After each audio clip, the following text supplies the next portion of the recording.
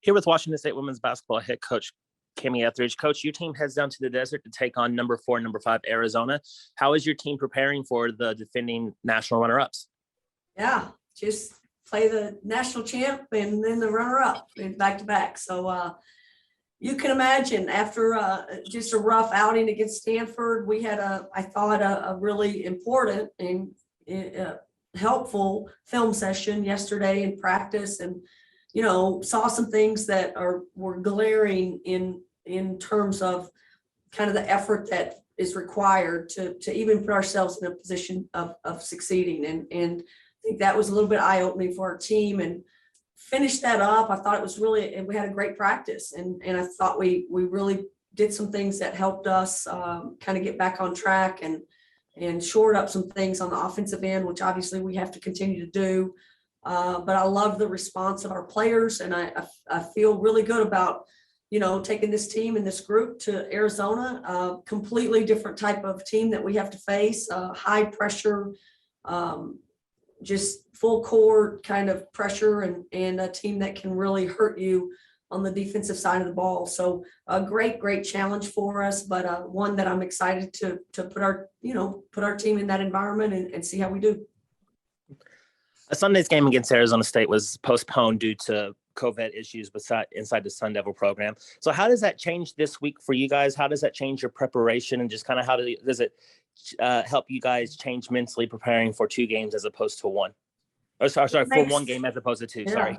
It makes one coach really happy because they can stop scouting Arizona State, but that's about it. And it frees up a couple of coaches to go recruiting, instead of getting someplace. But honestly, we just prepare for the next team in advance. One thing we will do is after the game on Friday, we're already scheduled to stay. We're going to practice. We're going to stay there and practice on Saturday, and then get home late Saturday evening, and then take Sunday off. So a little bit more rest, and probably an extra day off this next week, which is always nice. And but it's you just adjust. We can't control it, and let's just go deal with the one beast that we have to deal with, and then come home after that. This is going to be the 3rd top 5 program your team's played in the early portion of this season, something that your program's not been afraid to do or have been shy of since you've been here. You've played several top 25 programs in your time here, several top 10 programs. Just how important are these games just as a barometer to see where you guys are from a program standpoint, as you continue to build towards what you want this program to be year in and year out?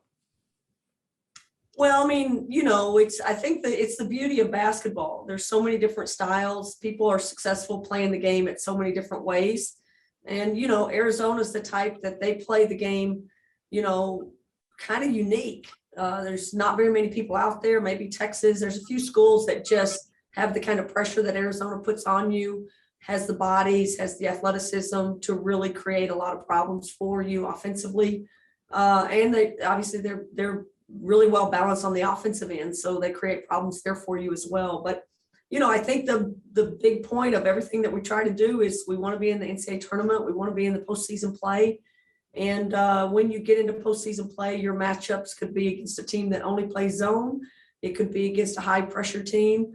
It could be against a sagging team, which might have been North Carolina State. So we want to put our players in position that we've seen it all. We know, people have hedged ball screens against us before. So we know we're going to see that against Arizona.